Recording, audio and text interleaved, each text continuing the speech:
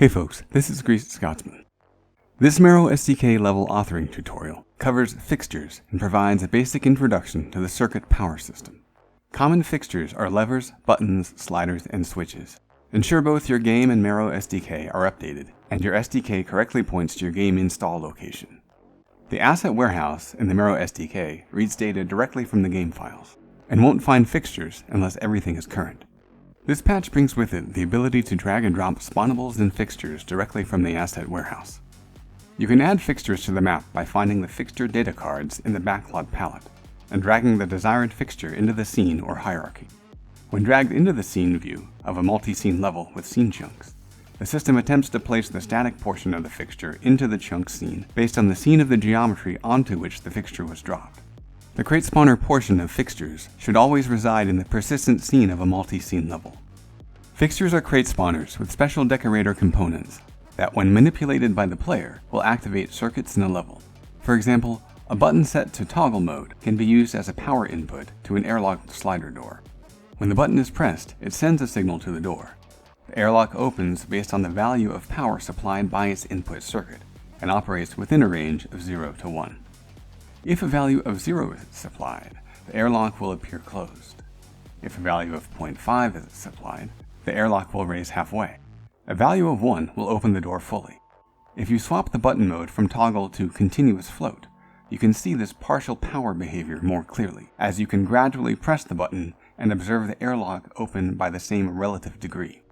To make this even more clear, you can use a slider as a fixture, as it has a much larger and obvious range of motion than the button. When the crate spawner has decorator components, the inspector will display 2 additional buttons that will help keep the crate spawner object and the static geometry of its base aligned, even when the base portion resides in another scene. First, select the crate spawner portion of the fixture. Then, lock the inspector. Next, Control-select the static geo prefab in the hierarchy. Finally, click Align Fixture to Base.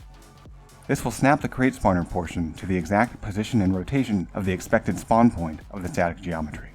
When a fixture is properly aligned with its base, the Select Fixture Base button can be used to quickly select the 2 pieces so they can be adjusted or moved together. If the 2 pieces are out of alignment, the Select Fixture Base button will fail.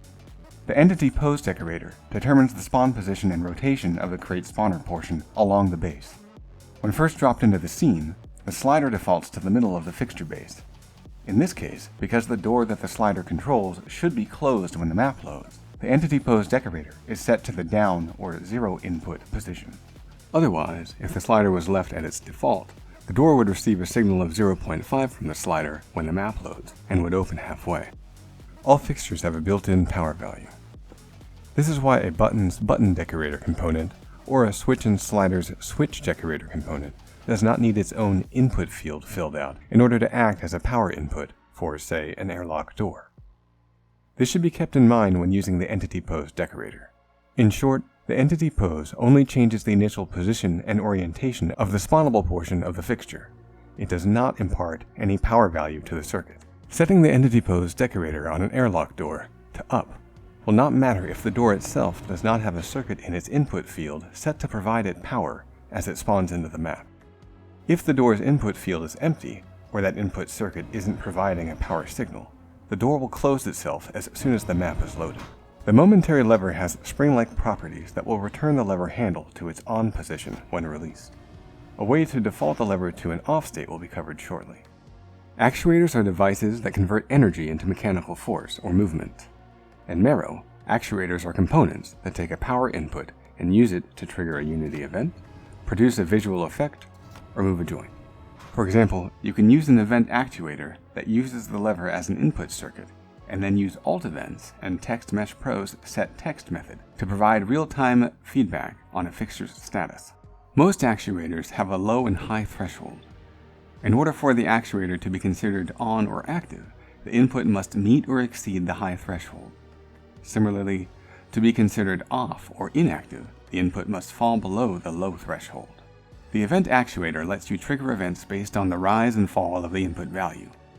Input updated is an expensive listener and should be used with caution because all listener callbacks will be fired every time the input value changes. Input rose triggers its events when the input signal meets or exceeds the high threshold. Input held triggers its events while the input signal is sustained at or above the high threshold. Input fell triggers its events when the input signal equals or falls below the low threshold. Input rose one-shot triggers its events only the very first time the input signal meets or exceeds the high threshold. The event actuator puts the full depth of the alt events feature set at your fingertips. For example, you can use a slider fixture to apply the AddForce method to a rigid body. The material switch actuator will swap materials on an object based on the input signal. The material index and renderer lists allow you to target specific renderers and, if they have multiple materials on the object, indicate which material index should be swapped if the material switch actuator is triggered. The on and off mats specify the materials that should be switched when the high and low threshold values are met or exceeded. The circuit system also has a series of nodes that can be used in conjunction with fixtures and actuators to provide more complex configurations. For example, the Add node sums the input values of the circuits in its input list. Setting the Add node as an input circuit for the material switch actuator will pass the summed value to the actuator. This means the low and high threshold values should be adjusted to accommodate the expected amount. In this case, the low threshold is set to something over 1, like 1.75, since we want the material to display its off mat even if one of the inputs is fully active. By setting the high threshold to 1.95, the material switch actuator will only show its on mat when both switches are fully engaged. The flip-flop node takes two inputs, where one input sets the input active and the other resets the input to 0. In this example, when the button listed as the set input reaches the set threshold, the material switch actuator displays the on mat. When the reset input reaches the reset threshold, the input for the material switch actuator is reset to 0, so the off mat is displayed. In short, the flip-flop turns two fixtures into a toggle pair. The multiply node multiplies the values of the listed input circuits and outputs the total product. Since the default output of most fixtures is between 0 and 1, the value node can be used alongside the multiply node to generate values that are greater than 1. The value node simply outputs the specified value in its field. Using the multiply node as an input circuit for an actuator will supply it the total product. The actuator's threshold values should be adjusted for the appropriate total input. In this case, a value node of 2 has been multiplied with the left button's output. And for clarity, this multiply node has been named multiply 2 total.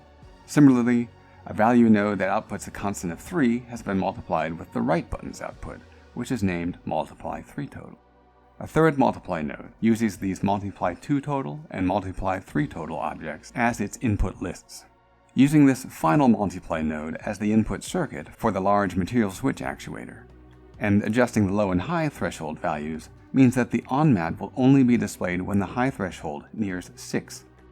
To help illustrate the incremental power output being supplied to the circuit system, smaller material switch actuators display the total value but use smaller thresholds to indicate values below 6.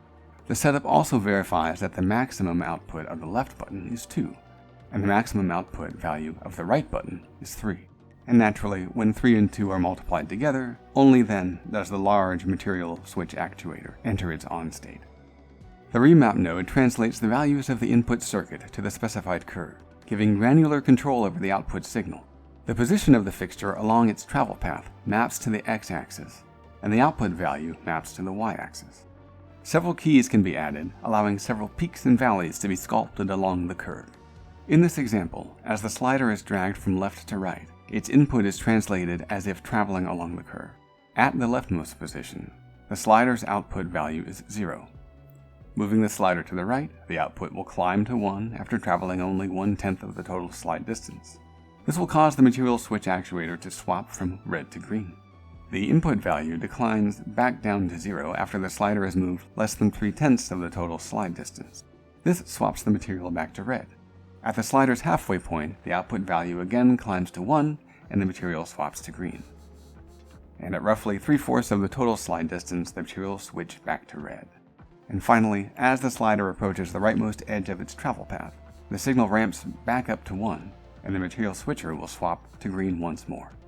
In short, a remap curve allows the position of the fixture along its travel path to determine the output value of the circuit. With this knowledge, let's return to the Momentary Lever and its spring joint that defaults the lever to its on position. As mentioned before, these spring properties mean you cannot use the Entity Pose Decorator to try to default the lever to its off position, as the lever will simply swing to its on position when it loads into the map. If you need the Momentary Lever to default to an inactive state, the Remap node can be used to invert the lever's output. Setting a remap curve that forms a line, as shown here, will ensure that when the lever handle is at its highest position, its power output will be remapped to 0. To activate the lever, it must be pulled down to its lowest position.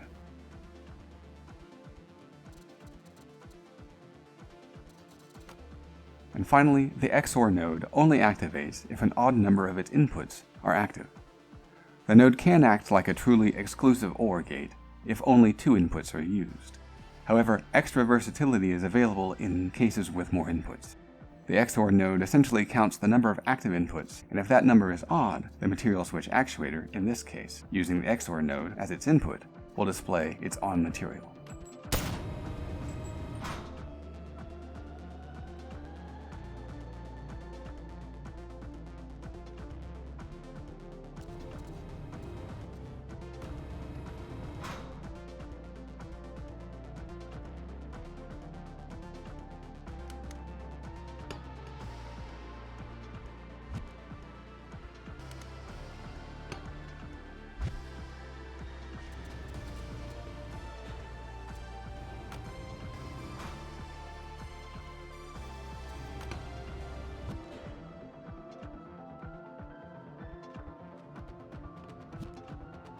These simple examples are only the tip of the iceberg of what is possible with the fixture and circuit system. I look forward to seeing the ways fixtures are used to bring dynamism and interactivity to levels made with the Marrow SDK. See you in the void.